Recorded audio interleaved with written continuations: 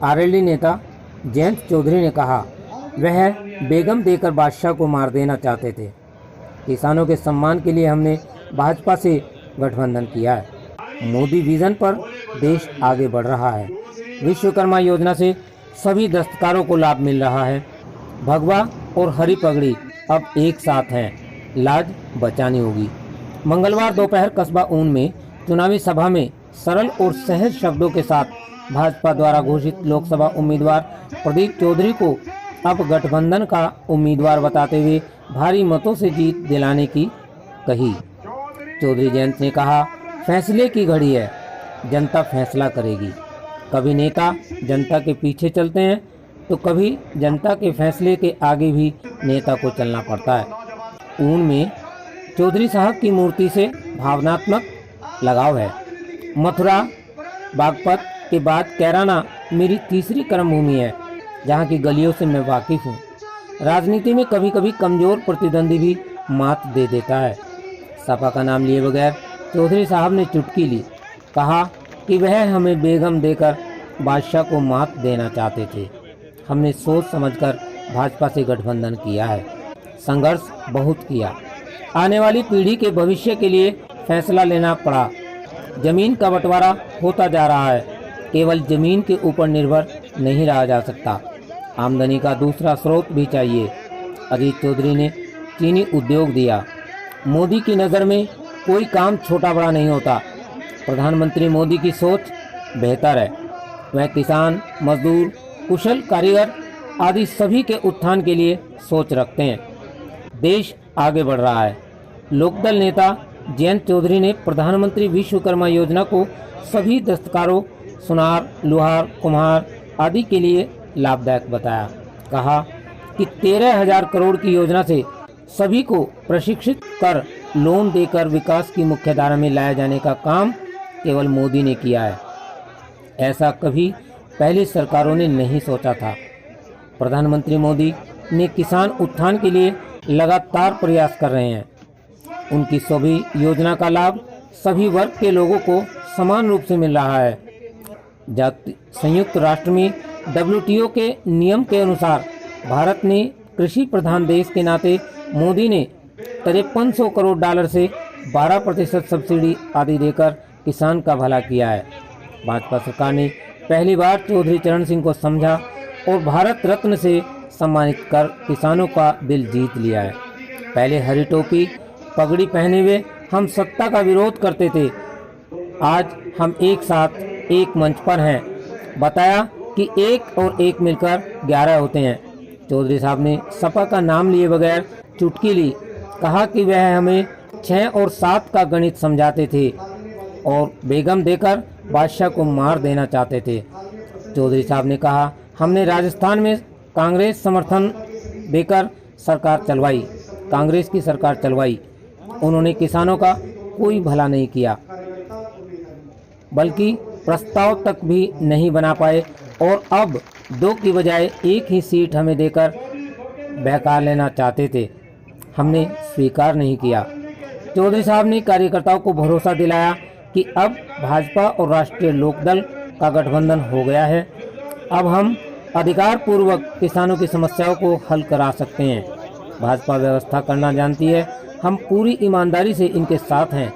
चौधरी ने कार्यकर्ताओं से पहले से ज़्यादा भाजपा उम्मीदवार को जीत दिलाने की कही और हरी एवं भगवा पगड़ी की लाज बचाने की बात भी कही। कार्यक्रम का संचालन चौधरी वाजिद अली ने किया।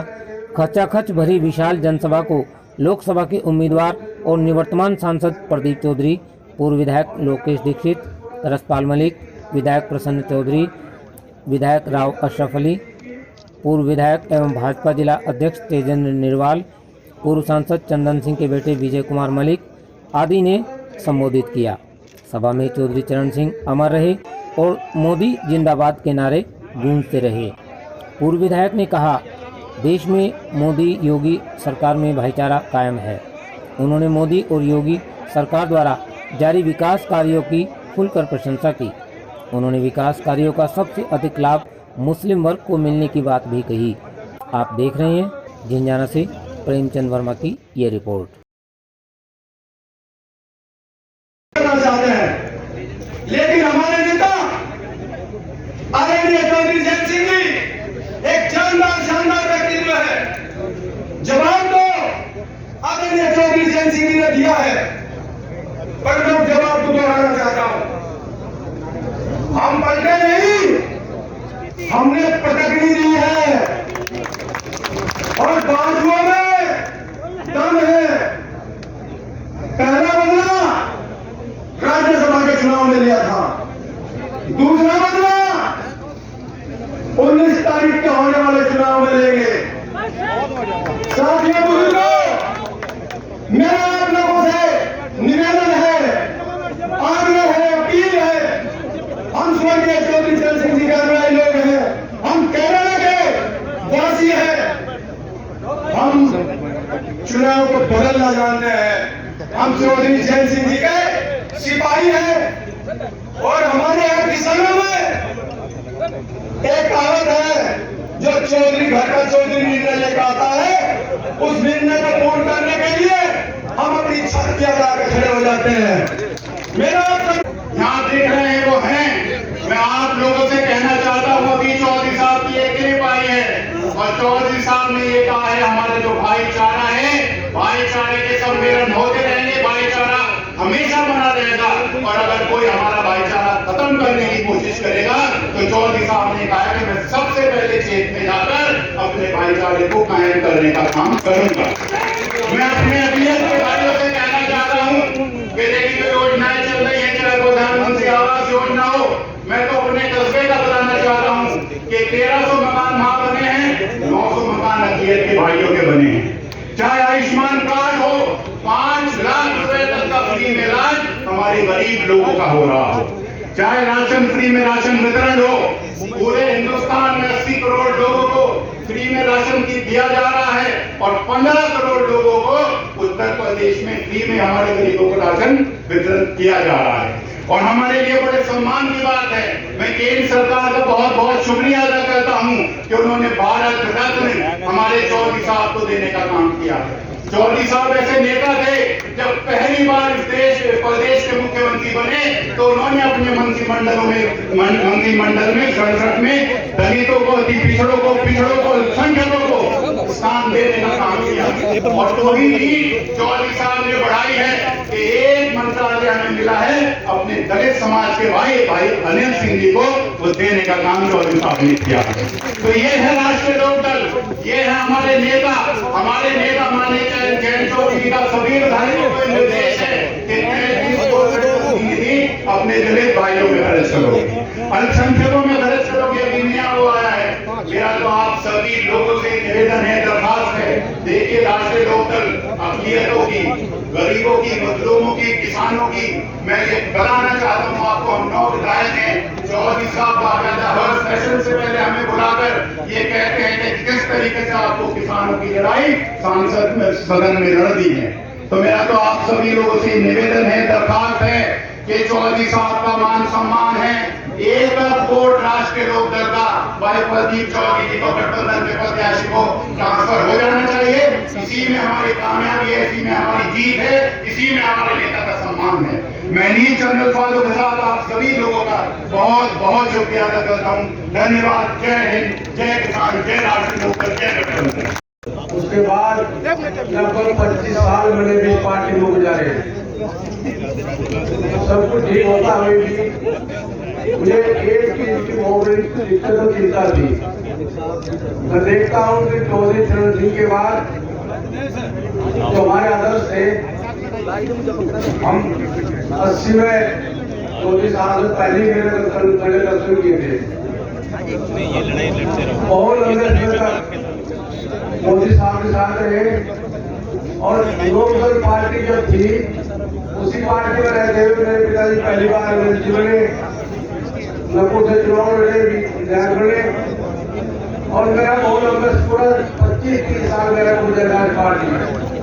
लेकिन तकलीफ इस चीज की कि मैं देखता हूँ देश के अंदर चौधरी के बाद अगर कहीं कोई नजर पड़ती है देश की राजनीति पर, देश के नेताओं पर, अब चौधरी साहब जैन जी हमारे नेता गोल किया है उसके जनपद में पहले आगमन पर मैं आपका हार्दिक स्वागत करता हूँ, भाजपा की तरफ से हार्दिक अभिनंदन करता हूँ।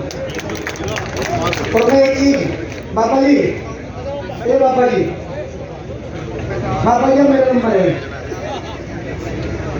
जब आप वो स्मृति जी ले रहे थे ना, जब भारत रत्न का टीवी पर आपका फोटो चल रहा था, तो मेरे साथ साथ यहाँ जितने लोग बैठे ना, आपका खून तो हिलो ले ही रहा होगा, पर वो ऐसा क्षण था कि हमारा खून भी हिलो ले रहा सब, और हमें लगा था कि हमें वादी भाग हमें मिल पाया है।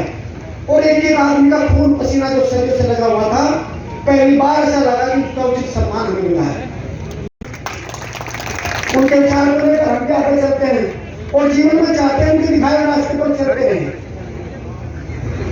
आपने बहुत सही समय पे गठबंधन किया, जब देश ऐसे दौर से गुजर रहा था कि वो तो दुनिया के शीर्ष पर बैठेगा और यार बहुत ऊंचाई पर पहुंचकर वहां पर ठहरा हुआ जगह नीचे की तरफ चलेगा, लेकिन आपने सही समय पर सही फैसला लेकर इस देश को आगे बढ़ाने का, भारत को विकसित करने के रूप में कदम उठाया।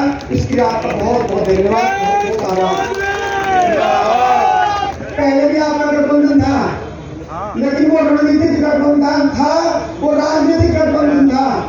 इस बार गठबंधन वैचारिक है और विचार के आधार पर लड़ाई लड़ी जाती है। दुनिया में हसरत विचार ही लड़ता है, रणनीतियां कुछ समय के लिए होती हैं और राजनीतिक गठबंधन भी राजनीतिक परिस्थिति के अनुसार टिकते हैं, लेकिन इस बार हमारा विचार उनके ऊपर दुनिया भर के आतंकवादी हमले होते हैं और अपनी सीमा पर खड़ा होकर के यही चिंता उनके अंदर देखने को मिलती रही कि हमें अपने देश के लोगों की रक्षा करने का काम करना है, उनकी सुरक्षा करने का काम करना है। और वो अपनी ड्यूटी देते समय, सीमा की रक्षा करते समय ना उन्होंने छुट्टी देखी, ना उन्होंने ये देखा है खाना कब मिलेगा, ना उन्होंने प्यास की चिंता करने का काम किया, ना गर्मी की चिंता करने का काम किया, ना ठंड की चिंता करने का काम किया, ना छुट्टी की चिंता करने का काम किया, ना ये सोचा कि हमें अपने माँ बाप से मिलने का अवसर कब मिलेगा, अपने पति बच्चों से मिलने का अवसर कब मिलेगा, अपनी बहन से मिलने का अवसर कब मिलेगा। केवल और केवल एक ही चिंता कि भारत की रक्षा करनी है, देश में रहने वाले प्रत्येक नागरिक की रक्षा करने का कार्य करना है। साथियों, बहुत बड़े बड़े आतंकवादी हमले होने का काम होता रहा है, जवान बहुत बुरी तरीके से हताहत होने का काम होता रहा है। साथियों, इन दूसरे दलों की सरकार, कांग्रेस के दल की सरकार के दौरान किस प्रकार का वर्तन देखने को मिला, बड़ी बड़ी आतंकवादी घटना होने का काम होता है। किसी भी आतंकवादी घटना को मुंहतोड़ जवाब देने का काम कभी नहीं हुआ। आप लोग की सरकार के आने के बाद अगर जरा सी भी घटना किसी ने अंजाम देने की कोशिश की, उसका मुंहतोड़ जवाब देने का काम किस प्रकार का होता है, वो आप लोग की सरकार के दौरान ही संभव था, ये तो दूसरे दल की सरकार के दौरान संभव था। अभिनंदन पाकिस्तान के अंदर फंस गया, अभिनंदन का चंद घंटा के अंदर वापस लाना, ये आप लोग की सरकार की काबिलियत, ये आप लोग के मोदी जी की काबिलियत, ये एनडीए की सरकार की काबिलियत की ही बदौलत संभव पाया। बड़े बड़े काम, बड़े बड़े निर्णय, ऐसे अंदर लोग आगे से वापस में काम करने का समझा। उत्तर प्रदेश की कानून व्यवस्था का क्या हाल था? सरकार का काम सड़क, बिजली, पानी, कानून व्यवस्था को ठीक करने का होता है, उनमें कहीं भी कमी लग रही हो तो उसके जिम्मेदार हम लोग हैं। लेकिन साथियों, कहना मैं चाहता हूँ, हम सब लोग किसान परिवार से आने वाले लोग हैं, सभी लोगों की किसानों के विषय को लेकर चिंता करने का काम करना है।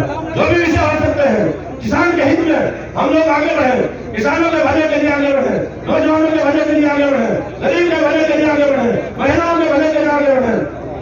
और साथियों, कानून व्यवस्था की मैं जिक्र करने का काम कर रहा था। कानून व्यवस्था, महिला बाजार तक जा नहीं सकती थी, लड़के स्कूल तक जा नहीं सकती थी, व्यापारी दुकान पर बैठ कर अपना काम नहीं कर पाता था। ऐसा वातावरण यहाँ देखने को मिला जो दो दल आज आप लोगों के सामने चुनाव लड़ने का काम कर रहे हैं। हम घंटों भी बोले, भारतीय जनता पार्टी और गठबंधन की सरकार के बहुत सारी उपलब्धियां हम गिराने का काम कर सकते हैं, लेकिन समाजवादी पार्टी की सरकार के दौरान एक ही बात पूछने का काम करना है कि जिस समय आप लोग के दल की यहाँ पर सरकार होती थी, अपने दल की सरकार की एक उपलब्धि बता दें, एक उपलब्धि मिलेगी। उपलब्धि है गुंडागर्दी, उपलब्धि है तानाशाही, उपलब्धि है गुंडों के नाम पर सरकार को चलाना, अपराधियों के माध्यम से सरकार को चलाना। इसी प्रकार का वातावरण यहाँ देखने को मिलता है। उस वातावरण से बाहर निकलने का आज हम सब लोग को अवसर मिला है। ज्यादा लंबी बात नहीं करते हैं, आप सभी से मैं आग्रह करूंगा, निवेदन करूंगा, यहीं से इस धरती से की धरती से माननीय जयंत चौधरी जी को ये संदेश को लेकर के जाए, ये कह रहे हैं लोकसभा पर हम एनडीए के प्रत्याशी को भारी मतों से जिता करके भेज देने का काम करेंगे। ऐसा संदेश माननीय जेठ जी यहाँ से जाकर के जब दिल्ली पहुंचे वरिष्ठ लोगों के साथ बैठने का काम करें, वो यहाँ से वे संदेश लेकर के जाए, वरिष्ठ लोगों को भी ये बताने का काम कर सके। ये कैराना तो हम लोग किसी भी एंगल से कम लोग कैराना आज हमारे जिला शामिल छोटा जरूर है, लेकिन बड़े बड़े हाईवे का परिणाम सहारनपुर दिल्ली, दिल्ली देहरादून, मेरठ करनाल, पानीपत कटिम्बा और मैं शामली अमला, ये हाईवे हमारे जिले शामली के अंदर ऐसे जिला आप दूसरा आपको देखने का काम करोगे तो नहीं मिलेगा। कानून व्यवस्था, बिजली की व्यवस्था को ठीक करने का काम किया है। इसके अलावा कोरोना का काला, कोरोना के समय में बहुत बड़ा संकट देखने को मिला, अस्पताल के निर्माण होगा, केंद्रीय विद्यालय की स्थापना की मुश्किलें तो आगे बढ़ना, स्टेडियम की स्वीकृति दिया, नवोदय विद्यालय की स्थापना होगा, उन सभी कामों का परिणाम आप लोगों के माध्यम से रहते हुए आप करने का काम किया। आप लोगों से आह्वान करना चाहता हूँ, आप लोगों को बताना चाहता हूँ, विश्वास दिलाना चाहता हूँ, मेरे इस कार्यकाल में कहीं कोई त्रुटि नहीं हो, उसके लिए मैं शुभ प्राप्ति होते हुए आप लोगों से आह्वान करूंगा, आगे हटकर करके किसी भी प्रकार की अपनी साइड से कमी नहीं छोड़ी जाएगी और बेहतर परिणाम आप लोगों के बीच में रह करके लेने का काम करता रहूंगा। आप लोग भी सेवा करने का काम करता रहूंगा, उसके अपनी तरफ से कोई भी कमी नहीं छोड़ी जाएगी। इन्हीं शब्दों के साथ आप सभी का आगे से धन्यवाद।